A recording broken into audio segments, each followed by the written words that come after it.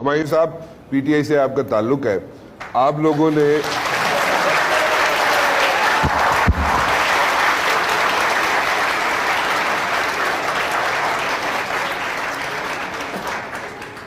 ابھی کوئی conducive environment نہیں ہے آپ لوگوں کے لیے, پی ٹی آئی کے لیے, ٹھیک ہے؟ ابھی بھی نہیں, نہیں یہ تو ہے, یہ ہے, وہاں پہ نہیں ہے.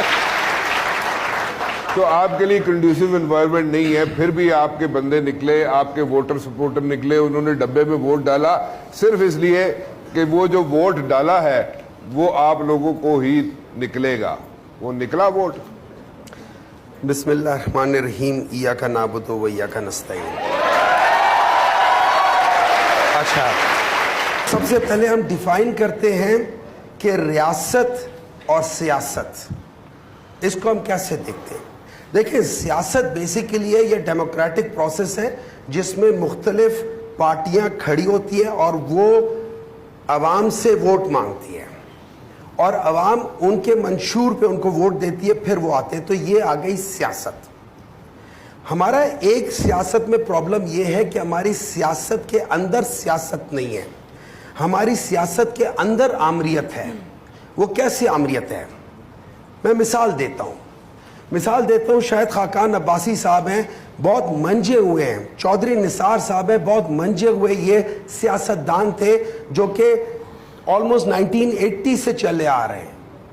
لیکن جس چیز کی میں بات کر رہا ہوں کہ وہ سیاست نہیں ہے, وہ یہ ہے ان کو ایک ایسے شخص کے پیچھے کھڑا ہونا پڑتا تھا کہ جس کو خود کچھ نہیں آتا, جو اپنے میرٹ پہ کسی سکول میں نہیں جا سکتے.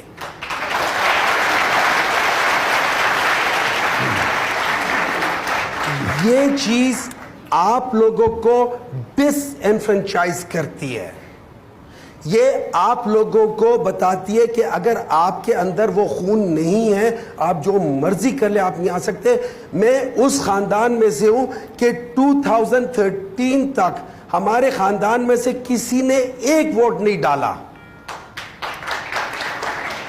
لیکن ہم نے ووٹ کیوں ڈالا؟ میرے جیسے پروفیشنل لوگ جو کہ اپنے پروفیشن میں پوری دنیا میں بھی مانے جاتے, میں کیوں پالیٹکس میں آیا؟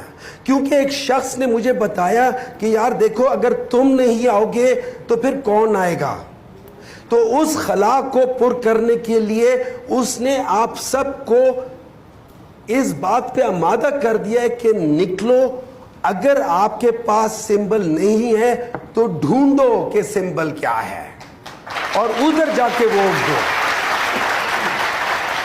تو وہ ڈس انفرنچائز جو تھی, وہ ایک بندے کی جو اس کا ویژن ہے اس سے وہ ختم ہو رہی ہے, which is the best thing. وہ آج بھی اگر چاہتا تو بیٹھ کے جیسے باقی لوگوں نے کہیں نہ کہیں ڈیل کر کے, کوئی باہر چلا گیا, کوئی ادھر ہو گیا, وہ کیا, وہ بھی کر سکتا تھا. اس نے نہیں کیا, اور یہی وجہ ہے کہ آپ سب لوگ اس کے نام پہ تالی بھی بجاتے ہو, اس کے نام پہ نکل کے ووٹ بھی دیتے ہو. یہ بھی نہیں دیکھتے ہو کہ آگے ہمایوں بیٹھا ہوا ہے, آگے شاید خاقان عباسی ہے, یا آگے آپ میں سے کوئی ایک شخص ہے جو کہ چلتا پھرتا ہے, کھمبا ہے, لیکن آپ لوگوں نے ووٹ دیا.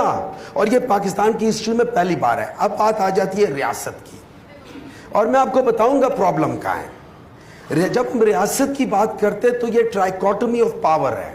اس میں پارلیمان ہے, اس میں ہماری جوڈیشری ہے, اور اس میں ہماری ایگزیکٹو ہے. Executive does not mean institutions like arm forces, institutions like other things. Executive means جو گورنمنٹ ہے, جو پرائم منسٹر ہے اس کی کیبنٹ ہے, دیٹ جو کہتے ہیں نا ریفلیکٹ کرتی ہے ایگزیکٹو کو. لیکن یہاں پہ ایک بہت بڑا مسئلہ ہے. یہاں پہ مسئلہ ہے ہماری جوڈیشری کا.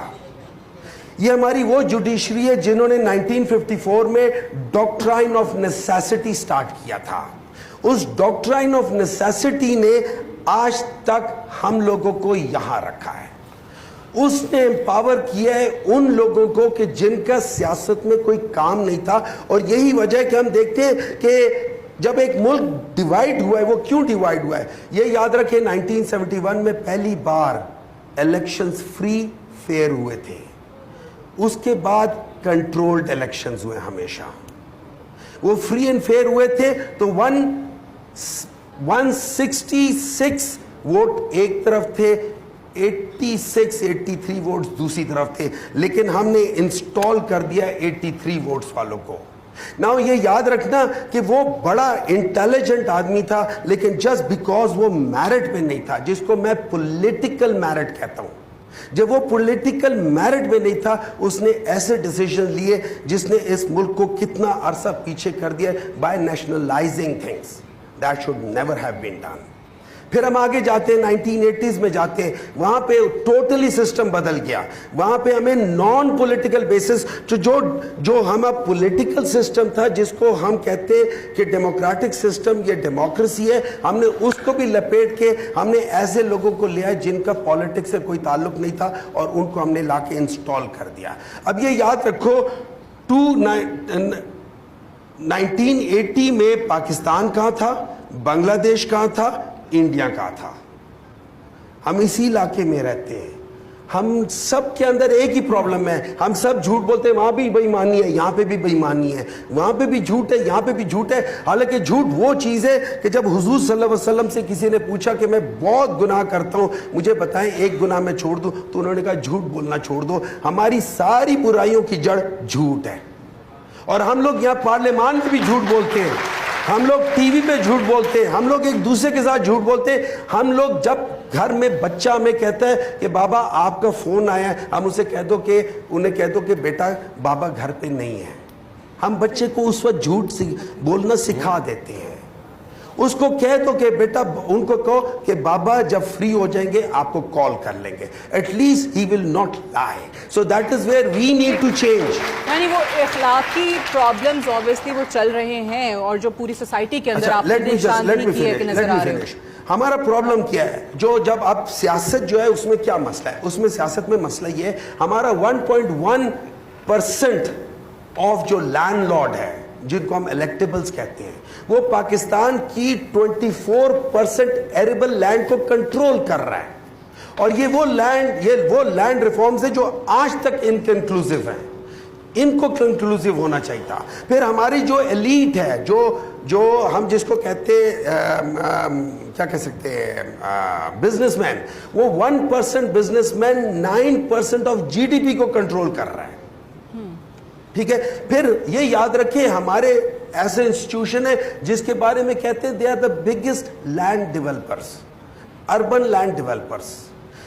हमारा मसला ये है कि जो हमारा असल जो वो है, जो एहसासा है, वो याद रखिए वो अवाम है। और मैं समझता हूं जो सबसे बड़ी बात हुई है 2024 में, आप लोग रिचार्ज हो गए हो, आप लोग फ्यूचर हो। इस दफा सिर्फ 18% लोगों ने, यंगस्टर्स ने, लेस देन 28 इयर्स ने वोट डाला है। अगले साल another 30% आएगा, तो आप लोग ऑलमोस्ट टच कर जाओगे, सॉरी 24% आ जाएगा, आप तो 36% आपकी स्ट्रेंथ होगी, और आप लोग इस मुल्क को बदलोगे। और इंशाअल्लाह ताला ये याद रखो, ये पहली बार है 66% ऑफ दी पाकिस्तान तहरीक इंसाफ के and overall probably 40% of the total वो वहां पे नए चेहरे आ रहे हैं। ये नए चेहरे इसलिए आ रहे हैं कि नया सूरज तुलू हो रहा है।